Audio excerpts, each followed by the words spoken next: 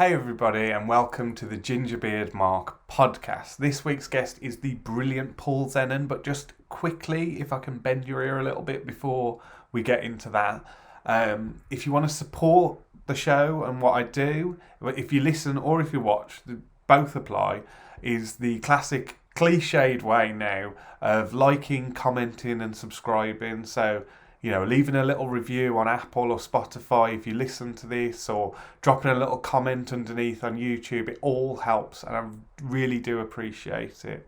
Other ways is if you go to gingerbeardmark.com, you can follow me on social media, which helps. You can pick up some merch. You can buy one of these limited edition Gingerbeard Mark screen printed t-shirts. Wrong side. Which are very nice. And you can also get tickets for my live show where I'm interviewing Robin Ince live in Birmingham in October.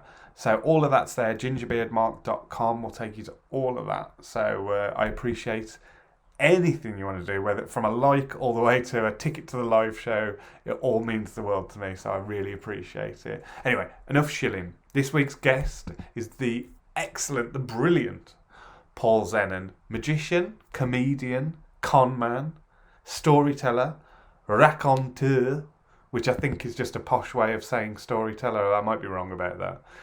We talk about Paul's new show, Monkey Business, that he's taken to the Edinburgh Fringe. We talk about his beef with Psychic Sally. We talk about our mutual love of Blackpool, even though we both realise it's not the best. But we love it dearly. And we talk about loads of other stuff as well. So I hope you enjoy this chat with the amazing Mr. Paul Zenon.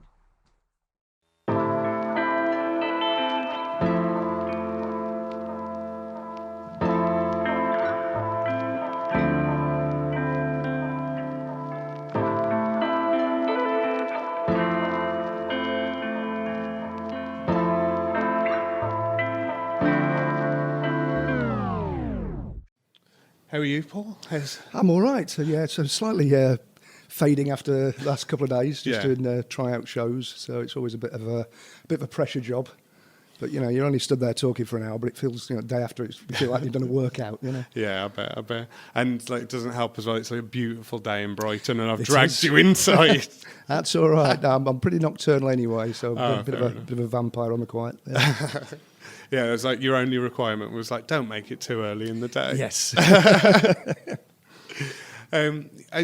Your show, I don't know how comfortable you are talking about the show because it's in its very early stages. It is, yeah. You noticed. That's the first two tryouts done, but it's it's kind of it's a different one for me because I think it's the first solo show I've ever done where there's no magic in it at all.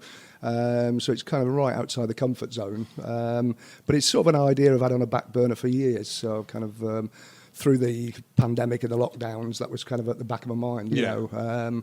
And so now we're kind of the other side of it. I thought, it's time to get it together. Yeah, and like I say, I came and saw it last night. I really enjoyed it. I thought it was like you say, something totally different, and I didn't know really what to expect. No, it makes it hard sell, actually. And I did one show before, which was kind of a sort of a play, sort of a monologue about magic, but not much magic in it. But it was a really hard sell because it was easier to say what it wasn't than what it was.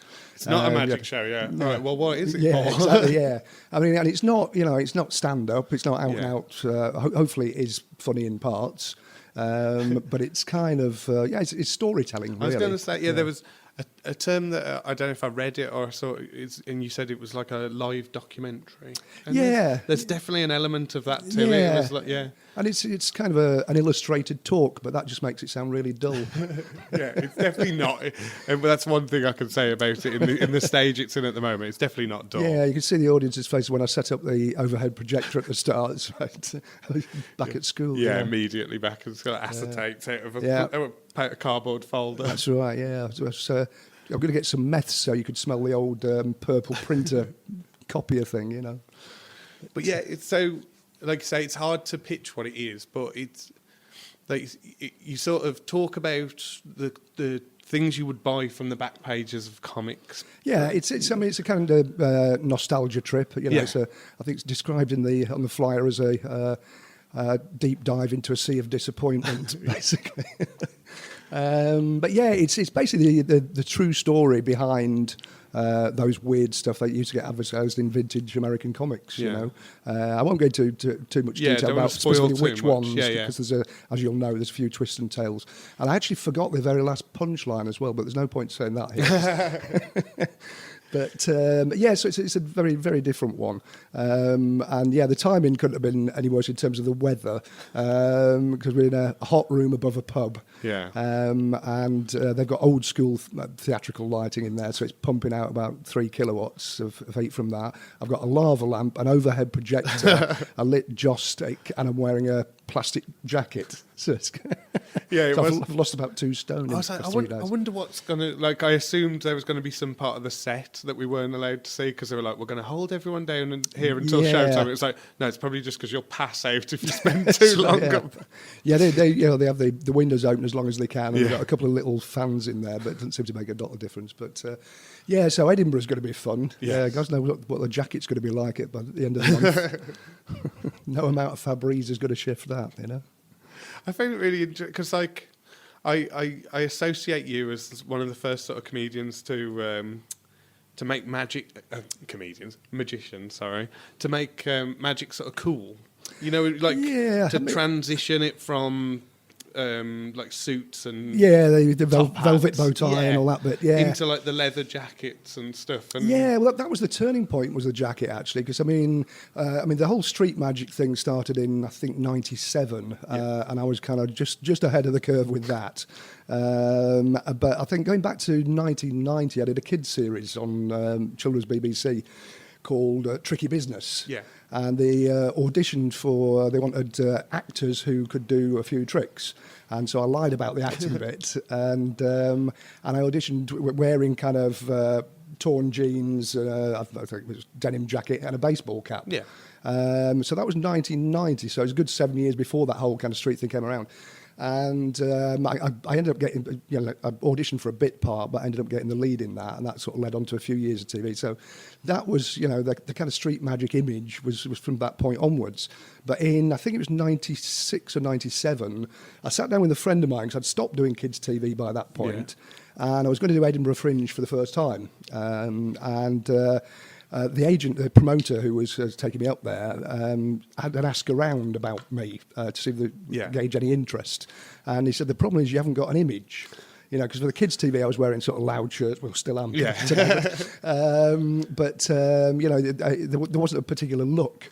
So I sat down with a mate of mine called Lawrence Layton, and he had a sort of similar issue. He was kind of a pre-Darren Brown mind reader type magician, and we just basically dissected, the whole persona thing. So I kind of came up with this character, which is sort of fairly streetwise, a sort of benevolent con man, really. A bit of a rough diamond, and we sort of, black denim was kind of fashionable at that point. But the jacket, I thought, I've got to wear a jacket because I need pockets and sleeves, for the props and the tricks and whatever. And, a biker's jacket was a bit kind of naff. So, but in the end, it was a black leather jacket, just a box jacket. And that's when everything changed, oddly enough. It was kind of the, black T-shirt with it. And it all kind of came together. And I did the Spiegel tent in Edinburgh, which is a pretty big venue as Edinburgh goes, about 350 seats, which for a first one was quite ambitious. But it went well, and someone from Channel 4 came and saw it, and I ended up doing the first street magic specials on the back of that. So, in that sense, the clothing was the turning point, and it'll probably be the turning point in Edinburgh this time, wearing this bloody plastic fake snakeskin jacket. It'll kill me. Yeah. The only person hoping for like normal Scottish weather. You're like, please, just absolutely be cool. But it's interesting because like I don't know if you opened the door or you certainly were one of the first people I remember doing that kind of street magic and like I say, it sounds corny to say, but like making magic cool in that way where it was like. It's not like kids' parties, bloke pulling a rabbit out of a hat. It was, absolutely, it was on the street and like, Yeah, well, in the 90s, kind of, you only really had Paul Daniels on TV, or it was the big American David Copperfield and all that sort of stuff. I mean, Penn and Teller were knocking about then, but they hadn't really done much TV, certainly in the UK, So, it was kind of a fairly open field, really. But the kind of the street magic TV thing led to a lot of kind of guest spots on panel shows and daytime TV and all that sort of stuff. Yeah. So it kind of I've released a couple of books on the back of that and things. So it was I think late 90s was the turning point. Yeah, and it's like I say, certainly when I became aware of you and was like, there's something different about, even as a young man, because I don't know, magic's never excited me in the traditional form of magic. Me neither, to be honest. Yeah. But like yourself and Penn and Teller and people like that, where it's like, okay, it's coming at this thing from a different angle. Well, I think the difference is it's sort of you're on the audience's side, which sounds a bit odd. It's kind of like the problem with magic as a form of entertainment is you can look like a real smart ass, basically. It's kind of look at me, I can do this thing, and you don't know how I do it. So I've always kind of someone at the Comedy Store who saw me a lot sort of said, you're the people's magician. Kind of thing, I don't take it too seriously, I think, is the other thing. I'm not, unlike certain American counterparts, I'm not pretending that I've got kind of godlike powers or that I'm psychic or whatever else. It's just, know a few cool party tricks, basically. Yes, that's almost the difference, isn't it? It's like you're not claiming to have godlike powers. You're like, no, there's definitely a trick to this, but you're still going to enjoy watching me do it. Yeah, there's nothing worse than seeing some guy who's getting heckled by a kid on stage in a drained paddling pool as part of a leisure centre, but still pretending that there's some kind of supernatural entity. It's something a bit sad about that.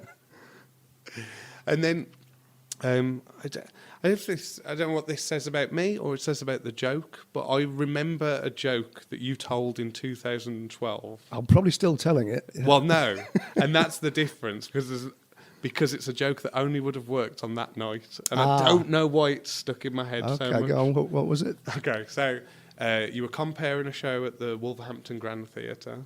Oh, yeah. It was the night that Derren Brown was doing the Russian roulette thing. Right. Do you remember the joke? I don't. I remember the gig. It's such a throwaway thing, though, and that's why it's always bizarre to me. Was that the show where there was Joe Pasquale on it as well? Yeah. And Gary Wilmot. I think so. It was a real charity fundraiser thing. Variety charity thing. Because I took mixed bag is a good description of that. Yeah. I'd taken my grandmother to it, which is why I was there, because she'd sort of shown me Joe Pasquale videos and stuff growing up, which I suppose was for whatever you think of it, which was like my intro into sort of watching comedy and stuff. Right. Yeah. So go on. What was the? And you walk on stage with a bit of paper as the compere and go, if anyone needs an update on the Derren Brown trick tonight. Is that an I or an O? All right, well, if it's an O, he's shot himself. Right, so which is actually a version of a very old gag, but just adapted for that, for him. Yeah, but there's because there's no way it could have worked on any other night. No. It was because that was airing live that night. I think my dad told me that gag originally, and I can't think who the subject of it was, but yeah. So it's I've been topical at least once in my life. And do you enjoy doing those sort of like comparing? I do, actually, I do. There's a big magicians convention in Blackpool every year. It's the biggest one in the world. They've got 4,000 magicians together. I'm not sure what the collective noun is. I could think of a few. But quite often MC that. Yeah. And that's kind of a real sort of pressure job because it's your peer group. And they've seen everything. Yeah. And it's a big theatre, the Opera House theatres, I think 3,500 seats, something like that. But I get a real buzz out of that. And it's, I think it's because it's a one-off, it's like you say with that gag, you couldn't have done it any other night, But trying to remember the names of foreign magicians is always it's quite skill, but yeah, I enjoy MCing in general. Actually, I mean, on corporate gigs, I can't quite often host awards ceremonies and things like that, which is it's a bit of a grind, but just think of the money on those ones, You're sort of against an audience that doesn't care. They're there to get their award and their free meal. And the free bar, yes, The number of times I've done a gig after they've had a free bar from midday, it's. But then again, it's paid for the house. Absolutely, yeah, exactly. You gotta look at it from that side. Absolutely. And like we were saying before we started, it's like the gigs that pay well or the gigs that are fun, and it's nice to have the difference. Well, as I said before, I've always kind of thought of it as a gig's got to either be an earner, a career progression of some sort, or fun. And if it's none of the three, don't do it. Okay, but I'm always happy to do. I do. I was going to say I do a lot of work for charity, but I didn't mean it that way. But I do a lot of, I do a lot of kind of free gigs just because they're fun to do. The tryouts the past couple of days. I'm not going to earn a fortune from 50 people upstairs in a pub. But you got to do it to kind of get the show together. Yeah, to do it in front of an audience. Yeah. And is that the new show having not much? Well, maybe there's like one thing you could call a trick in it. You do the cane. Oh yeah, you produce a cane. Yes, there's an appearing walking stick type cane thing, but more as a kind of demonstration of something else rather than a trick in itself. Yeah. But is that maybe what you're leaning towards more now? Is less magic? I think so. Yeah. I mean, it sounds awful, but I've been doing it for so many years. It's not really a challenge, and it's not really interesting to me anymore. I think once performing something stops being interesting to yourself, I think the audience could tell. Yeah. So I'm not going to turn down corporate gigs, for the money side of things, but don't tell them that. In general, I get more of a buzz out of doing the acting stuff, or doing something different like this show. Like storytelling. The problem with it is you can't really rehearse it as such.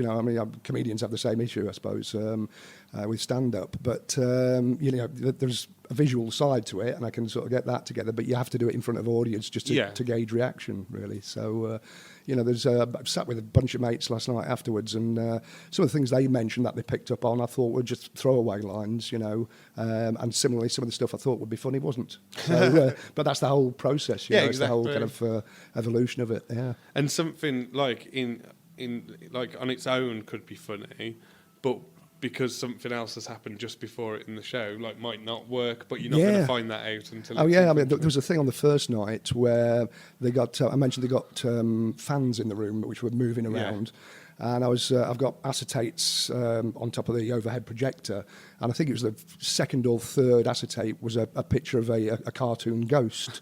And as I'm talking about it, I was facing the screen, and all of a sudden it kind of started moving.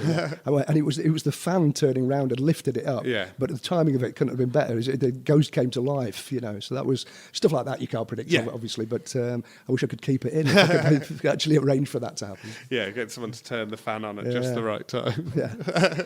But it's also, I'm going to make the show actually more interactive with the audience as well, because there's so many items that I could mention in the show and don't. So I'd rather, ask the audience anything that I haven't highlighted already, and we can talk about that, Yeah, I think it definitely has that. Especially with some of the stuff where you're saying, this mail order stuff, and going, did anyone have any of these? There was a few points last night where you mentioned certain items, and suddenly the little pockets of, I had those. And similarly afterwards, a few people came up and said, there was no mention of squirmels, or those little furry worm things, or the various snappy chewing gum, or all of that kind of stuff. I mean, everybody's got their kind of memories and favourites, but if you listed them all, you'd be there for 3 hours, Yeah, that's true. I mean, it's I used to work in a magic and joke shop as a teenager for several years, so I've kind of got a good working knowledge of all that stuff, But if I listed it off the top of my head, that would be the full hour.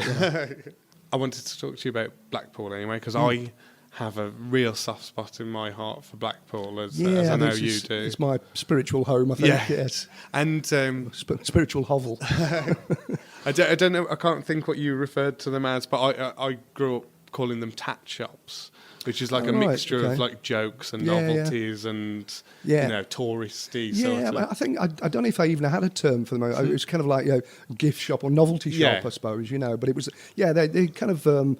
Crossed over. They had a bit of everything, nothing useful. Basically, all gloriously pointless souvenirs. So it could be anything from jokes and magic tricks, or ornaments, or masks, and a few of remember, there's like the world's smallest Bible, it's kind of like sort of half-inch thing. Like, and, a Blackpool Tower model made out of seashells, all that sort of stuff. Or there's quite a lot of religious stuff, actually. Overall. Bizarrely. But yeah, those drinking birds, the glass birds, or the brandy glasses where the drink was sealed in, so you could pretend to throw it over someone, all that kind of stuff. So the little corner, the rude corner with all the willy bass stuff. Yes, we actually in Blackpool that was that wouldn't be a corner, that would be three of the corners. But yeah, a lot of rude stuff, crocheted willy warmers, and we actually when I worked in the shop there, it's called House of Secrets. There was literally a little old lady who lived around the corner who used to crochet the willy warmers because we used to get through so many, like a dozen a day. I like that. I think because the assumption is that they're like shipped in from China or somewhere in a box, but actually there's a little northern woman. Yeah, that's brilliant. Well, there was a guy called Tony Leppard who was from Bristol, but he used to come up about once a fortnight, and he used to rip off all the joke stuff. So he'd get a properly made American mask, rubber mask, and then make a cheap latex copy that kind of looked vaguely like it. But he wholesaled all the stuff, and his pride possession, or his pride product was dog poo, mucky pup they used to call it. But he'd come and show us these with great pride. He just just spent the week casting these things out of sawdust and paint. But yeah, there's a real kind of cottage industry for all that sort of stuff. Yeah, and like. So obviously that was very formative for you, like working in the... Yeah, I lived about 50 miles away, and the first magic shop or joke shop I went into was called Paul Clive's on the North Pier there, which its claim to fame was that's where the original Sooty puppet came from. Okay. And in the late 40s, I think it was. And I got a job there. There's also another place called Murray's Magic Mart, which was run by a guy who I thought was ancient. I thought he was like 100 and something. It turns out he was probably about my age now. And he was called Murray. He was Australian, and he used to be very famous as an escapologist and magician, and used to tour around, but then he had some health problems in the 50s, and for some reason ended up settling in Blackpool. So finding out about him was a real kind of interesting sort of pathway. Yeah. And I've still got my diary from that year. I think I was about 12 at the time or something, and a list of the tricks that I bought there and all that kind of thing. But I got a job in Paul Clive's place initially, and did a summer there, packing dehydrated worms into envelopes when I wasn't serving anybody, all that sort of stuff. And then the next year I was hoping to go back there, but he closed down and retired. But a new place had opened called the House of Secrets, and literally just opened that week. And so I went in there and ended up chatting to the guy. Went in about 5 times over 2 days, and his business partner had just packed in because he just got married, and his new wife didn't like him working the hours there and all the rest of it. So I'd moaned about the Paul Clive situation. He said, "Do you want a job?" And so I ended up working for 5 summers. Wow. In this place, and the summers were extended in Blackpool because of the illuminations. So when it got through to September, when the illuminations start, I was hitchhiking over on a Saturday morning, so I was doing a week at school. Wow. Getting there by about sort of midday, worked till 11 o'clock at night on the Saturday, and then Sunday worked through to about 7 in the evening and get a coach back.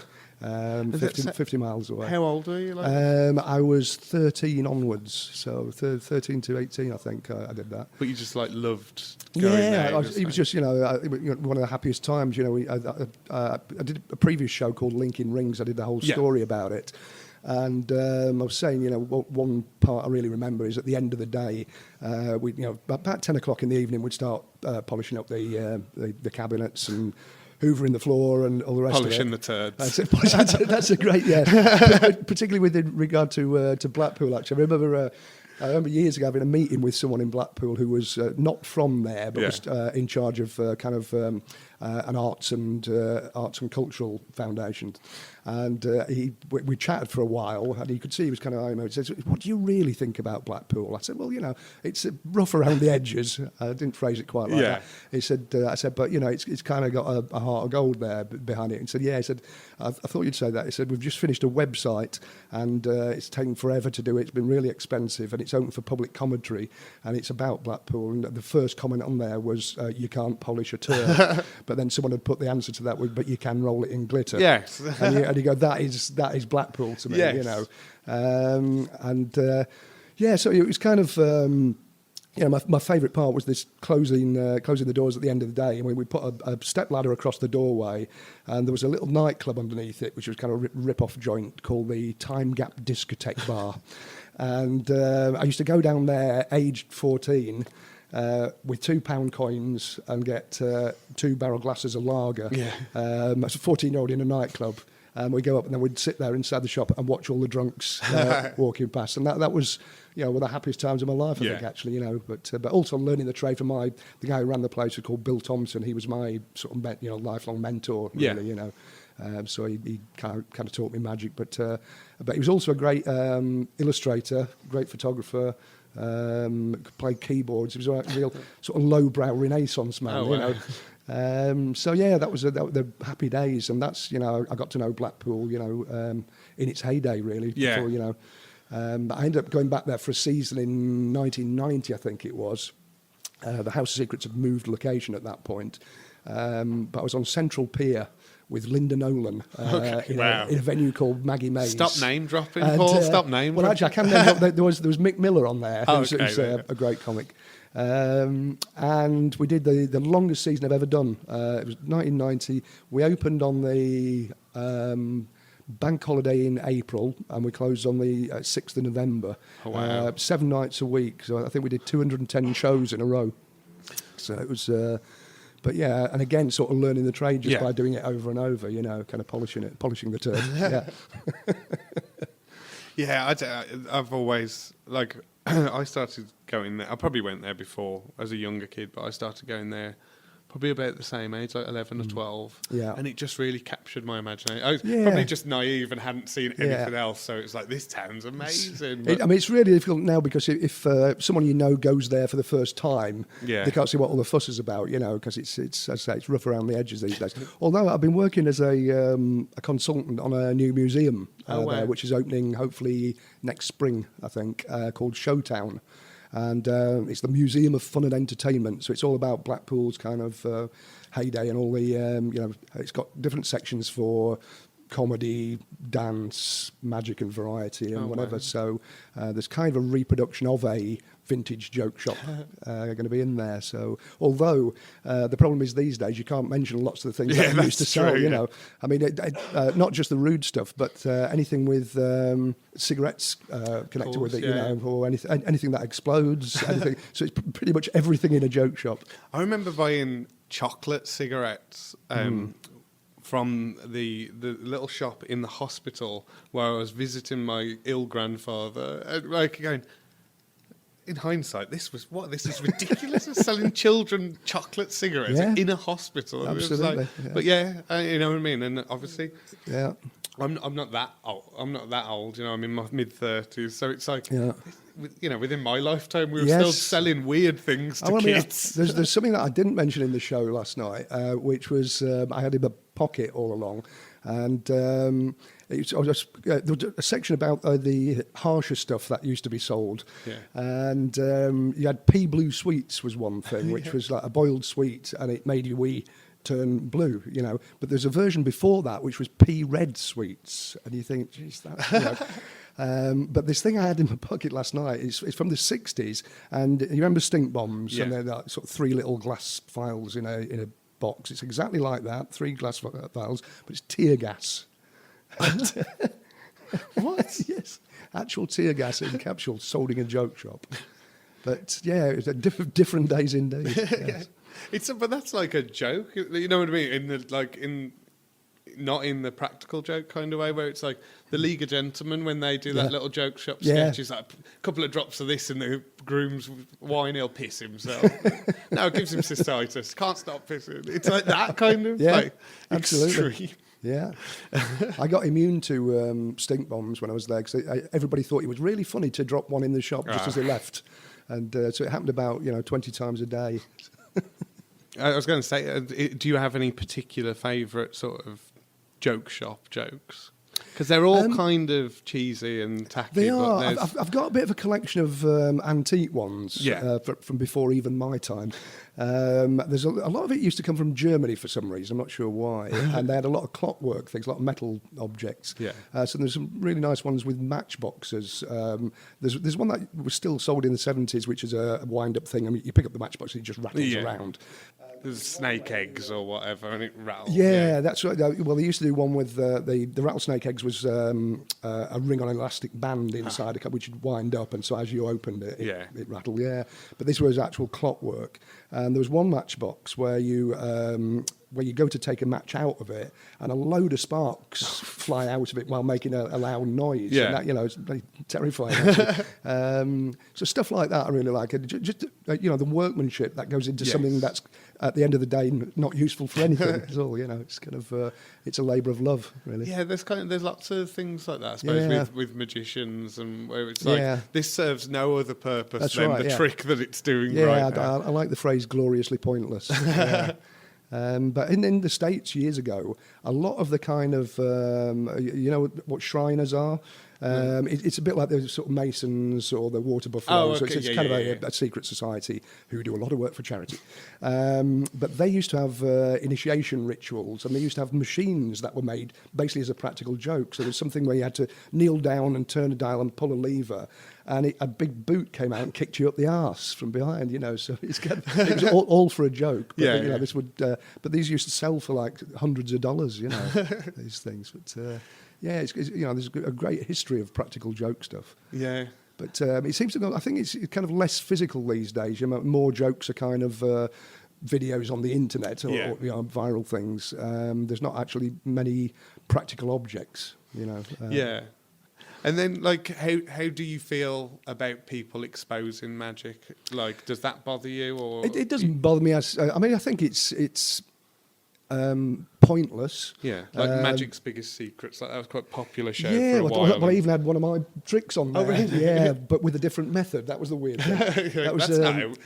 Stop lying to people. Well, that was a Penn and Teller have got this line where they say they only expose a trick if the secret is at least as entertaining, as interesting as the effect itself. And I kind of agree with that. And on the Magic's Biggest Secrets revealed, on that, they were actually bumping up the secrets. Sometimes the secrets are so mundane. In fact, usually, it's not sleight of hand or anything. It's just, someone stood behind the person holding up a bit of cardboard with something written on it. It's, I don't know, I think the people kind of exposing it for the sake of it. I'm not sure why they're doing it other than for the likes, as you say, the followers. I think they just get a kick out the number of viewings. I think, or some of it's obviously monetized in terms of the YouTube stuff or whatever, but it obviously doesn't do much good for magic. No. I mean, there's a few people who said, "Oh, it makes your magicians more creative because they have to keep coming up with new stuff." And you go, well, not really. You don't kind of have to invent new chords for a guitarist, do you? It's and I suppose that makes sense in terms of like Magic's Biggest Secrets, where it's like, well, yeah, we all know there's not really sawing a woman in half. Yes. You know what I mean? There's certain tricks where it's like, okay, it's almost a vintage thing at this point. So it's like showing you how Laurel and Hardy did something or whatever. But it's like, if it's bang up to date stuff, that it's like, let people perform their material. I always think it's a bit like kind of, opening your presents before Christmas. You're telling the punchline before they've heard the gag, really, Yeah. And like you say, it's like with the Penn and Teller stuff, where it's like they're doing the cup and balls with clear cups, and it's like still try and follow that and understand. You know what I mean? It's just about how impressive the sleight of hand is. Yeah, exactly. It's almost more showing off than the actual trick, isn't it? Yeah. Well, I've always tried to kind of combine the comedy with the magic, because otherwise it's a whole load of process and hopefully a round of applause at the end of it. Whereas I'd rather people would just entertain generally. And the magic's almost incidental, you know. It's part, or just like part of the thing. Yeah, and I think because it's like I was saying earlier, it's easy to be a sort of ta-da magician, kind of. I've never liked that. I kind of like people to have a laugh and then go, oh, and that's just happened, Yeah. I suppose, and as a magician, being able to make people laugh is another misdirection. Yes, isn't it? absolutely, like, yeah. Like you're laughing at that gag while I'm just shoving that on my no, sleeve. I use that quite a lot in terms of, because the timing's very similar, and the premise is similar as well, because what you're doing in both comedy and magic is basically leading someone down a garden path and then at the end subverting the expectation, So it's similar plot. And have you ever considered doing like a full stand-up show? Or is this the storytelling? Is that the closest you think you're going to get? I think probably this is the closest I'm going to get to that sort of thing, really. Because I don't know. I'm too old now to stand up that's relevant to a younger audience, I think. But I can talk about something that might interest them. Yes. But references to TikTok and whatever else kind of you don't want some 60-year-old bloke talking to 20-year-olds about their sex life either, it's kind of so straightforward stand-up I probably won't do, but so I don't know whether I describe myself as a humorist rather than a comedian, or something like that. But that just sounds a bit like you're a bad comedian, not good enough to be called a comedian. But no, I sort of like personally I like seeing shows that of subject matter that interests me, so if I can find a sort of niche for that sort of thing, and I suppose there are people doing vaguely similar stuff in terms of Dave Gorman does the whole kind of PowerPoint thing and whatever. I decided not to go the digital route to make it more nostalgic, and that was a rod for my own back as well. It's kind of. I said that to you last night. I was like, I love that it's an overhead projector. It feels really old school, and you were like, I've got to lug it round with me. You've got to lug it round, and the cost of bloody inks and acetates, and then you decide to change a line, and you've got to go and print a load more stuff. It's just but it seemed like a good idea. I like visually, it's very impressive. I think it looks cool. To like whip it up and then put a new one on. It's just I think it's more human in some respects. It's just kind of a bit. I like the analog route. What you didn't see last night was that the music is played on a cassette player, which I kind of carry in and out with me. And for some reason, it failed at the very, I don't know, it was the batteries or what the hell it was, but just as I was due to go on, so the whole choreographed opening of the show had gone. So you missed that.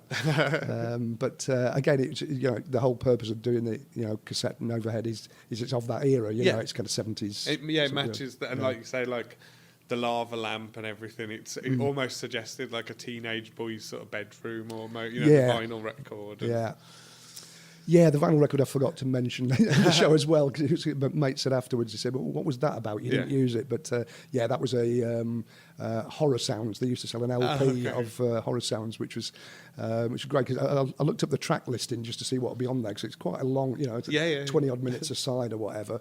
And it was 5 tracks. And first one was Screaming.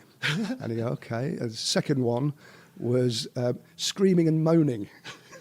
The third one was Chains Rattling and Screaming. I think the last one was, I forget what it was, but it was more screaming as well. But it was, it's just, I just like the idea of like an old vintage ghost train or something where some old boy's just got to keep moving the needle back. Absolutely. Every 20 minutes. Yeah.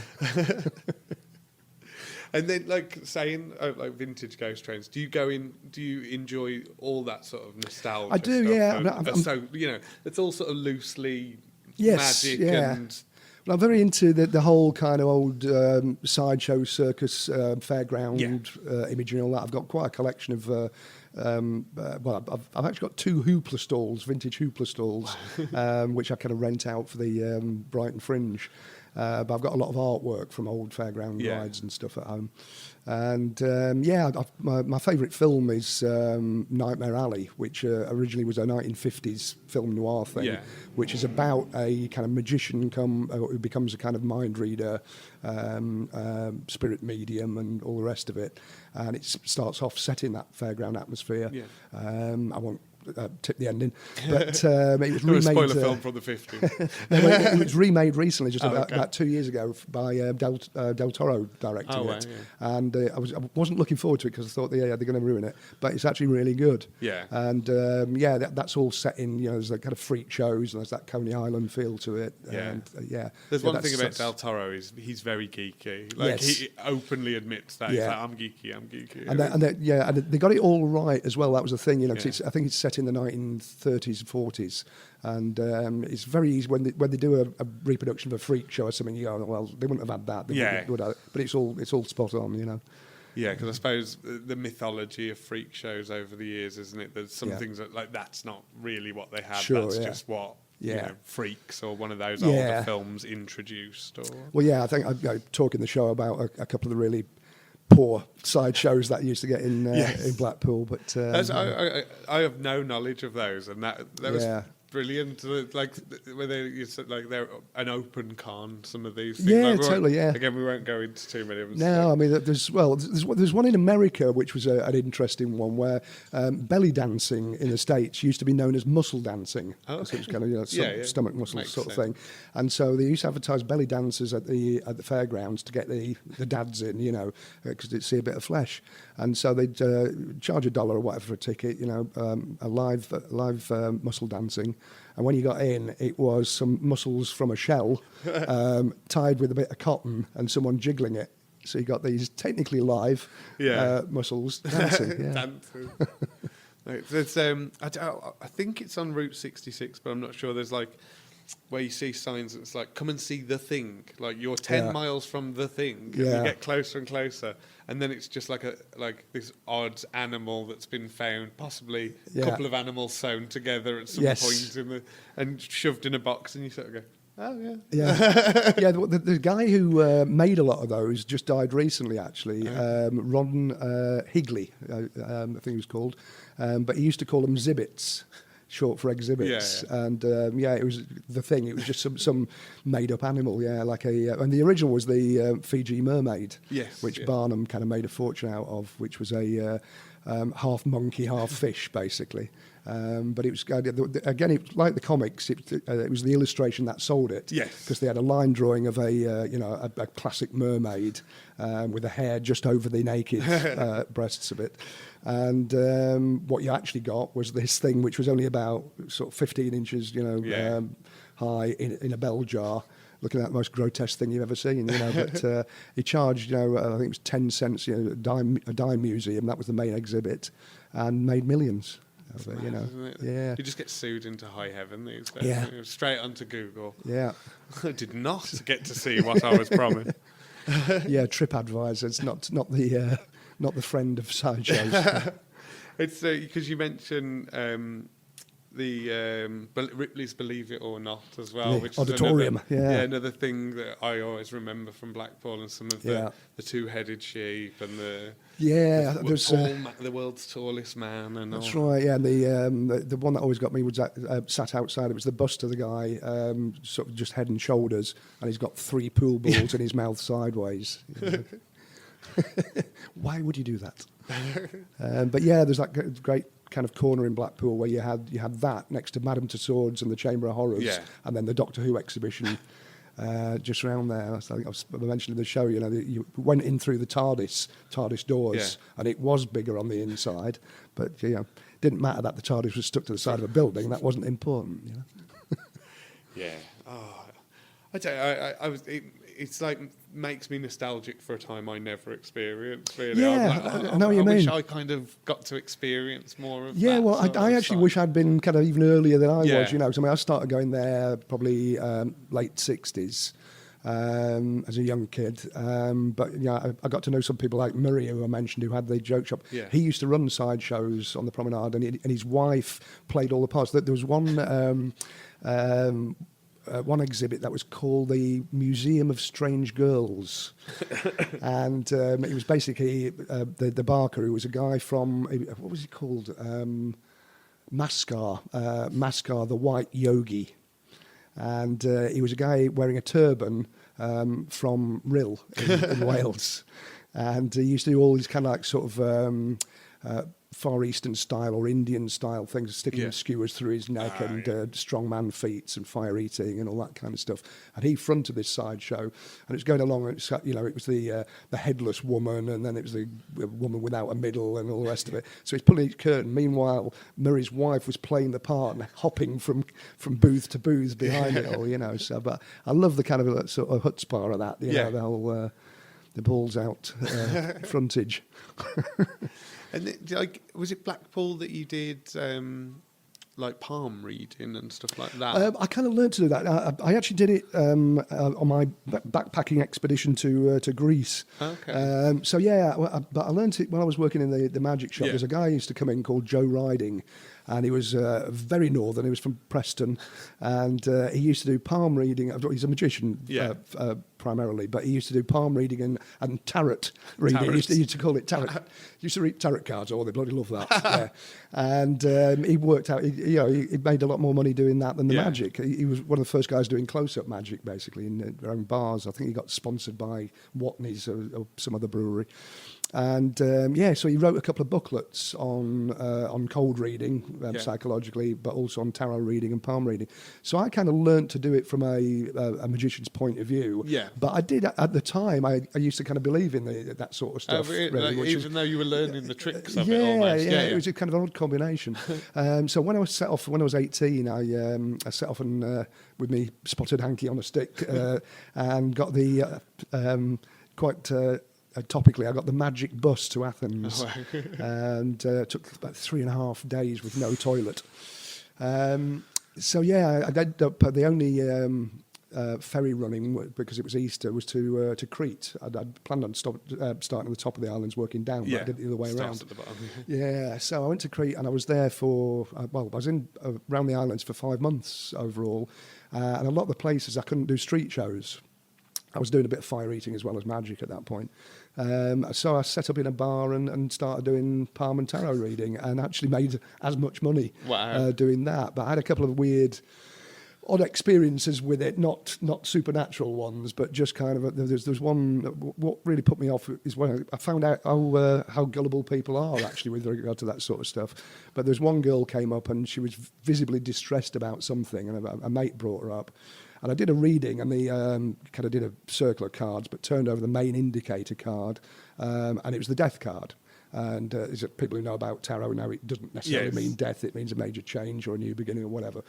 But she just broke down in tears, and the reason she'd come to see me is because her dad had just been taken into a hospital back in Italy with a heart attack, and so the question was, will it be survive? okay? Yeah. And so try telling someone in that situation that it doesn't mean that. And so that kind of put me off. Although there was a kind of similar thing that kind of worked in my favour, where there was a guy, was an English bloke who's working over there, big kind of sort of Hell's Angel type guy, a lot of tattoos. Used to come on a motorbike every night to this bar and get blind drunk and set off again on his bike. And so I did a reading on him and warned him, just for the psychological. The cards didn't say anything about it, but I just sort of said, you have to be careful of some sort of accident, maybe involving a motor vehicle of some sort, and the rest of it. And that night he came off his bike and broke his leg. But it meant I had a queue round the block the next day for being so accurate. I mean, it's a great sales technique, isn't it? Yeah, but it's because I don't want to say that you've sort of done a few things with skepticism over like psychics and stuff, haven't you? That's right. Yeah, I mean, it made like TED Talks. Yeah, I mean, I kind of. There's a couple of bees in my bonnet. Well, my head's a hive, basically. But yeah, mediums I have a particular dislike for. Because that's just out and out exploitation, basically, of someone who's in a vulnerable state. Yeah, and that's what they want, isn't it? They want to hear stuff about their dead relatives. So they will ignore the bits where you get it wrong. And go, but he got this bit right. Yeah. Well, I ended up in a load of with a load of legal hassle because I kind of. Spoke the truth about a certain psychic Sally. I wrote down the figure. Is it 150,000 that you were alleged? I read that you were being sued for by. It wasn't me personally. Oh, okay. No. I only got threatened with being sued, but it was the Daily Mail, and this is going back to I think it was 2011. But it was a time when. Yeah, but basically, Sally Morgan had been doing a gig in a theatre in, say a gig, in a theatre in Dublin.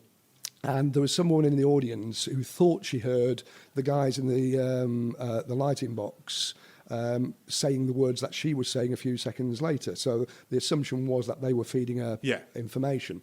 So she obviously denied this and all the rest of it. But then when the story broke, I got a call from the Daily Mail saying, would I write an article about how she might be doing it? So I did. And I was very careful not to put any outright accusations in there and the rest of it. But then they, rather foolishly, put a strapline on the online version that said, after Sally Morgan is caught cheating, and say, all right.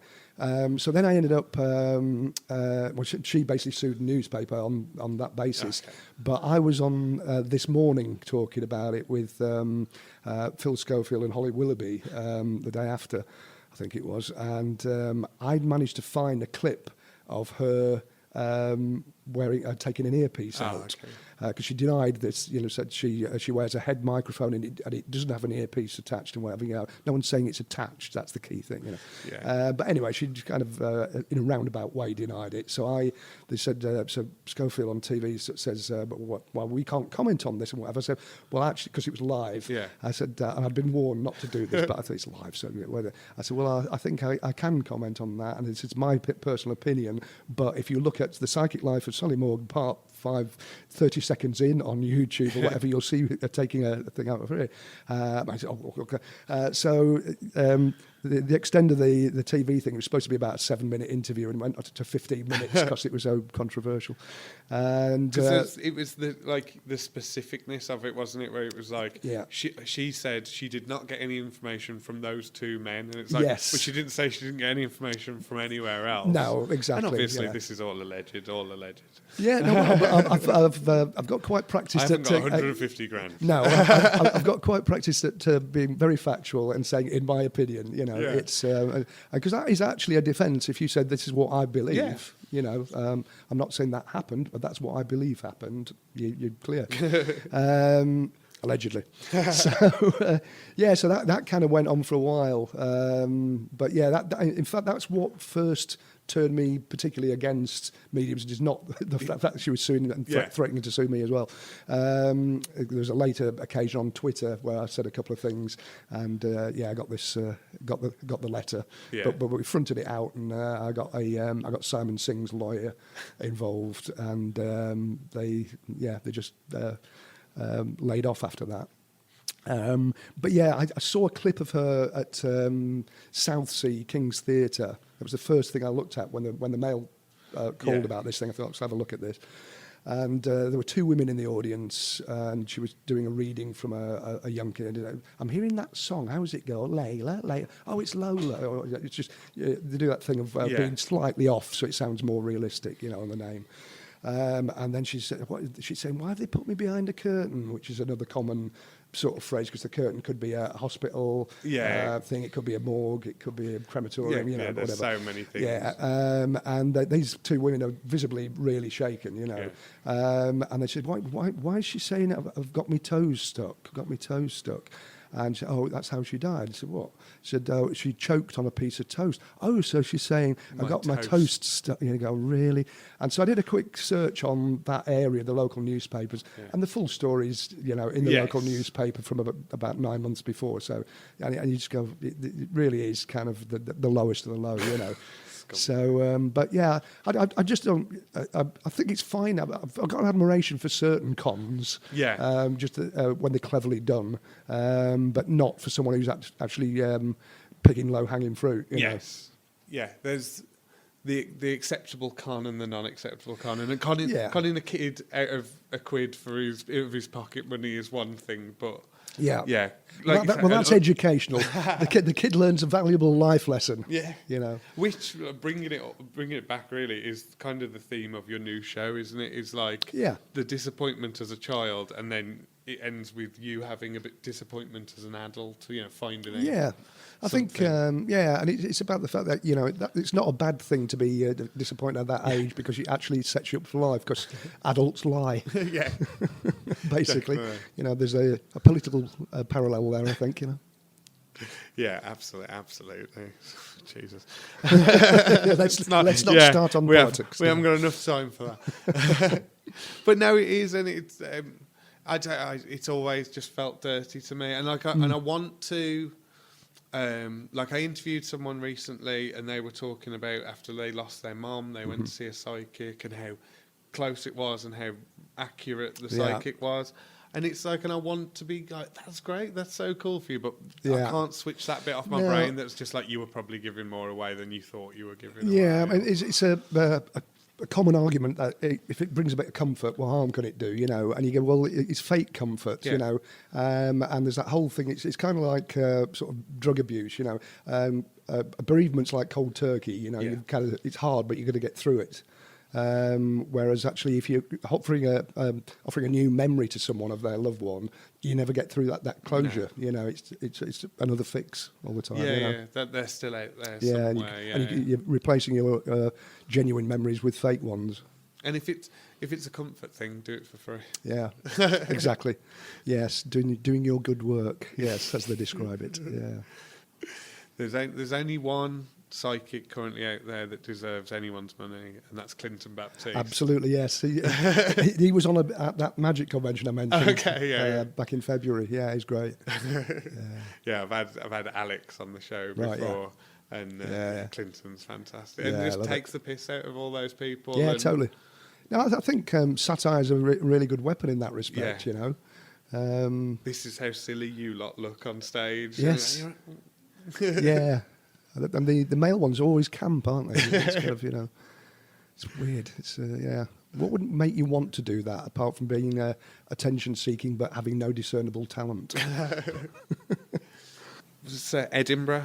Like you said, it's a hard pitch, but I really recommend people going to the show. Oh, that's genuine. Well, and that's just from the work in progress that I saw last night. Oh, thank you. Yeah, it is very much a work in progress. It will evolve. Yes. Yeah, there's kind of. In fact, I think I mentioned last night, but after the first gig, I'd printed off another dozen acetates for different bits. I was going to jig the order and all the rest of it, and then I left them at home. But I didn't want to tell the audience that. Yes, it didn't feel like that. It didn't feel like there was anything missing necessarily. No, good. But... Well, I say there's more to go in. Yeah. And I think it'll keep changing through the run as well. Particularly if it's more audience interactive. Yeah. It'll change each day. But it's called Monkey Business, or I've actually in the listings it's Paul Zenon in Monkey Business, and we're on at Le Monde on George Street, which is a kind of blingy hotel restaurant bar, and it's 2:30 in the afternoon. Excellent. For the whole month? Yes, from the 2nd to 28th, I think. Yeah. Excellent. Yeah, we're coming down towards the end of August, so can't wait to see what it looks like by then. Sure, it should be really interesting. Now I have to develop it. That's how if it's exactly the same. Fact, I saw him do this in Hove. In fact, it's not as good now.